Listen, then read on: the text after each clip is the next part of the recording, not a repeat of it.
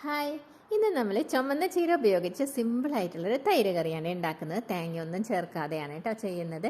അപ്പോൾ ചീര അരിഞ്ഞ് മാറ്റി വയ്ക്കുക. പിന്നെ ഒരു പാത്രം അടുപ്പിൽ വെച്ച് ചൂടാകുമ്പോൾ വെളിച്ചെണ്ണ ഒഴിച്ച് കൊടുക്കുക. ചൂടായി വരുമ്പോൾ കടുക്, വറ്റൽമുളക്, വേപ്പില ചേർത്ത് കൊടുക്കുക. പിന്നെ കുറച്ച് വെളുത്തുള്ളി ചെറുതായി അരിഞ്ഞതും ചെറിയ ഉള്ളി ചെറുതായി അരിഞ്ഞതും കൂടെ ചേർത്ത് കൊടുക്കുക. 2 പച്ചമുളകും ക്രഷ് ചെയ്തിട്ട് ഇട്ട് കൊടുക്കുക കേട്ടോ.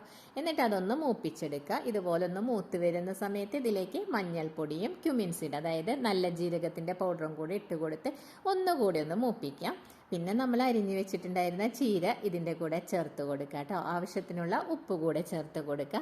അപ്പോൾ വേവിക്കാൻ അടച്ചു വെക്കുന്നതിന് മുന്നേ ഇതിലേക്ക് ഒരു 3 ടേബിൾ സ്പൂൺ വെള്ളം കൂടി ഒഴിച്ച് ഒന്ന് തട്ടിപ്പൊത്തി അടച്ചു വെക്കുക.